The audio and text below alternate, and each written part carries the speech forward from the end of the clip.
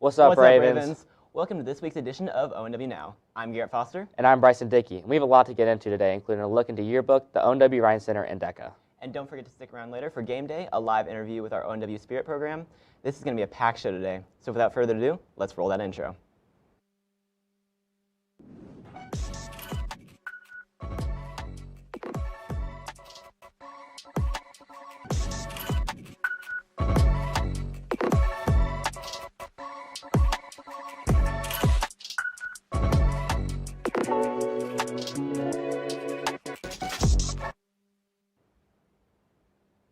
With the new school year starting, we had a chance to look back on some memories from last year with our yearbook.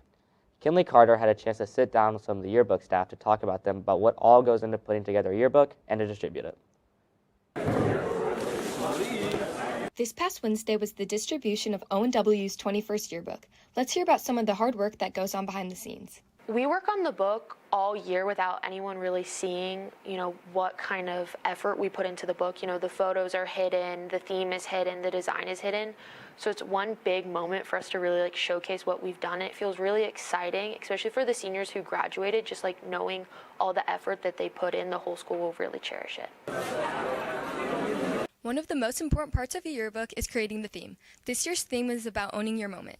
The editor last year, Maddie, took inspiration from the movie Ferris Bueller's Day Off and just really embracing yourself in every aspect of Olathe Northwest. Stay tuned to see what the wonderful yearbook staff creates next year.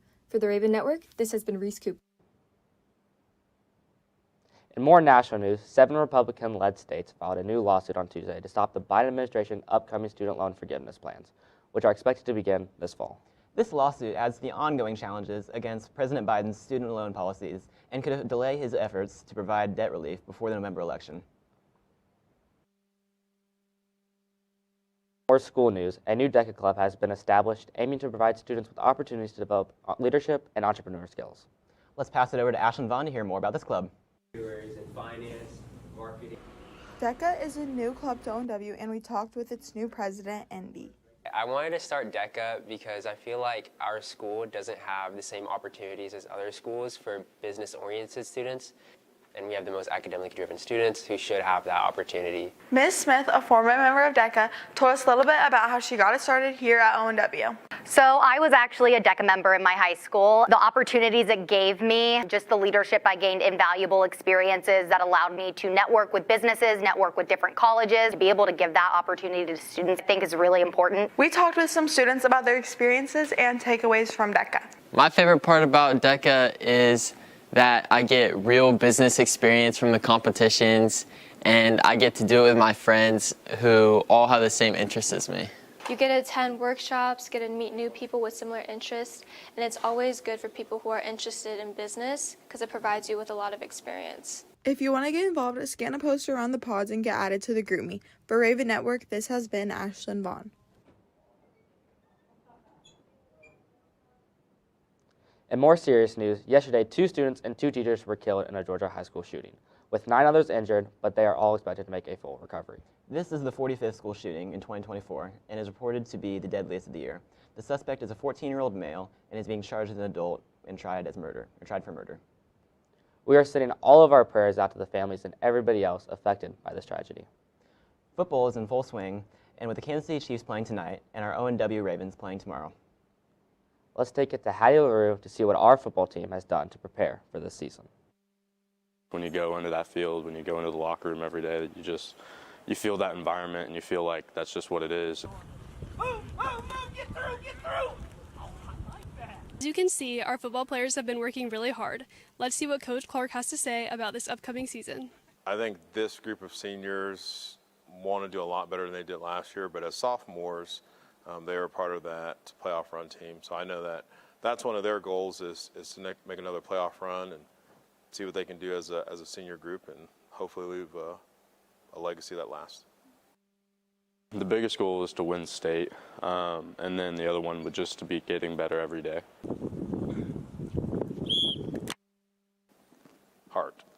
They have a lot of heart. They work really, really hard. Pushed a lot last spring to do some extra workouts, and they all committed, and they were here full attendance this summer, so it's a lot of heart. The first game is tomorrow at 7 versus Olathe East. Make sure to pop out to CBAC in your neon out. This has been Hattie LaRue with the Raven Network.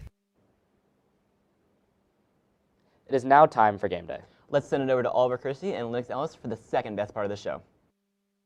What's up, Ravens, and welcome to Game Day. I'm Lennox Ellis. And I'm Oliver Christie, and our fall sports have finally begun, so we have some news for you.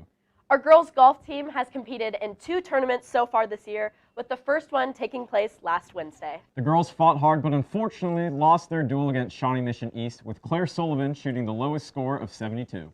The girls had another tournament on Wednesday in Wamego, coming in 9th overall with a couple individual awards as well. Congratulations to Claire Sullivan for tying 3rd place individually, shooting a 75, and Avery Hirschman for placing 8th, shooting a 78. The girls' next match is on the 16th at Heritage Golf Course, so make sure to go out and support our fellow Ravens. Our boys soccer team is currently competing in their first tournament as well. The boys defeated Grain Valley 4-1 in their first match with goals from Joaquin Westner, Jax Conley, Jasper Hills, and Caden Tucker. In round 2, the boys took Van Horn to penalty kicks, winning the PK shootout 4-2 and advancing to the finals in the Harrisonville tournament. The boys take on Olathe North today at 3 o'clock in the championship game at Harrison Memorial Stadium. Good luck, boys. Our girls volleyball team has also played their first matches recently. Unfortunately, the girls have gotten off to a rough start, dropping their first 2 matches to Blue Valley Southwest and Blue Valley North. But the girls remain optimistic heading into their match tonight. The Lady Ravens play at Bishop Miege tonight at 6:30. Good luck, girls. Just last night, our girls tennis team kicked off their season. The girls started off very strong, going 17-1 in the game home quad match against Shawnee Mission Northwest, Shawnee Mission South, and Olathe North. Addison Lowe led the way for the Ravens in singles matches, going 3-0 on the day, and the duo of Sammy Van Zanti and Emery Rand won all 3 of their matches in the doubles category as well. The girls are back in action today in Emporia at 3 o'clock. Great job, Ravens, on such a remarkable start to the season, and good luck today. Although basketball season is a ways away, it's still been grabbing attention at the high school level throughout the summer and this beginning of fall. Let's send it over to Carson Faflick for more on the shot clock being added to high school basketball in Kansas.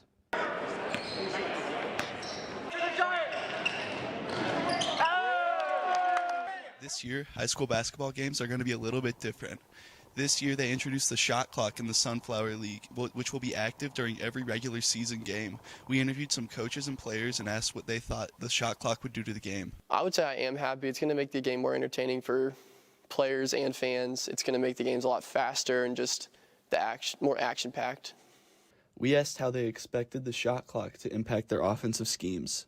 Forcing us to make the bigs come out more and set screens or play more on the perimeter, just because we don't have as much time for them to just sit there and post up.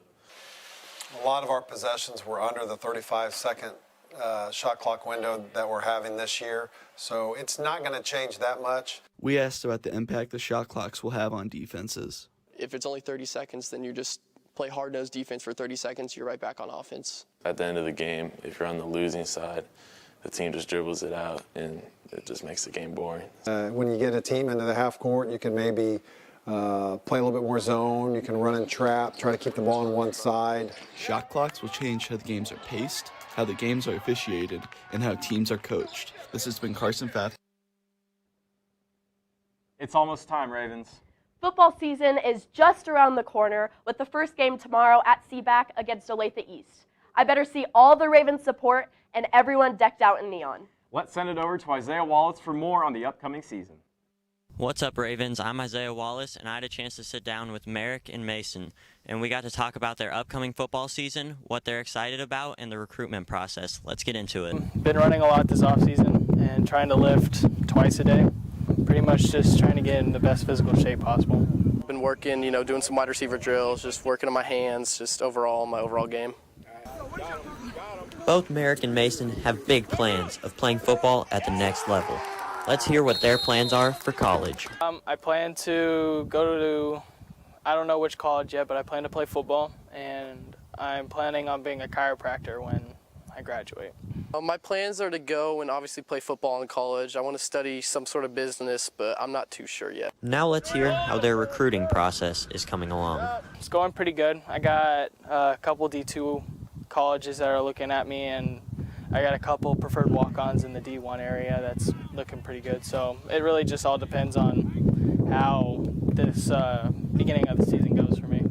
The recruitment process, it's kind of a long and hard process, but right now I think I'm in a decent spot. If I have a good senior season, hopefully I get some looks that I deserve. These boys have a big season coming up. The Raven Nation will be wishing them the best of luck. This has been Isaiah Wallace with the Raven Network. See you next time. Well, Ravens, that's all we have for game day today. Thanks for tuning in to your favorite segment, but don't go anywhere yet. We have a word from our sponsors, and then we'll send it over to Miley Fisher for some school news. Let's roll those commercials.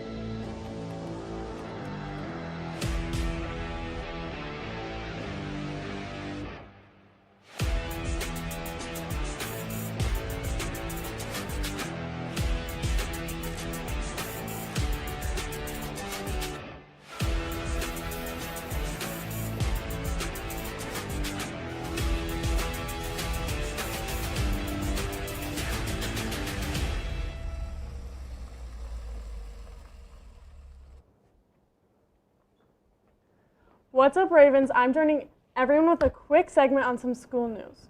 First off, tomorrow we have our first full school assembly, so make sure to bring all your hypeness for our fall sports. Later that night, if you didn't already know, our first football game is away at Seabeck, so don't forget to come to the visitor side. The kickoff is at 7, but if you want to come and get a good seat, the entry is $5 without an activity pass. After the football game, make sure to head over to our annual mixer. This year, it'll be located in the Circle Drive and will also cost $5 to get in. Moving on to this weekend, we have our band, cheer, and dance teams all performing at the iconic Old Settlers Parade Saturday morning. I'm joined by Eston Garcia, Lennox Ellis, and McKinley Cole, and we will be talking about their roles representing ONW. First off, Lennox, how do you take pride in this parade, specifically with so many performances throughout the year with dance? So definitely in the dance realm, we perform all season throughout the entire year. So it's really fun to switch it up with something and kind of giving back to our community in a way. And they get to see a little taste of what we do and kind of just showing our school spirit and getting out there in the community. Awesome. Okay, and McKinley, having such a busy schedule with pep assemblies and everything, like how do you manage like preparing for a game versus preparing for a parade? So preparing for games, usually we have a lot of stuff during the summer that helps us get ready for games.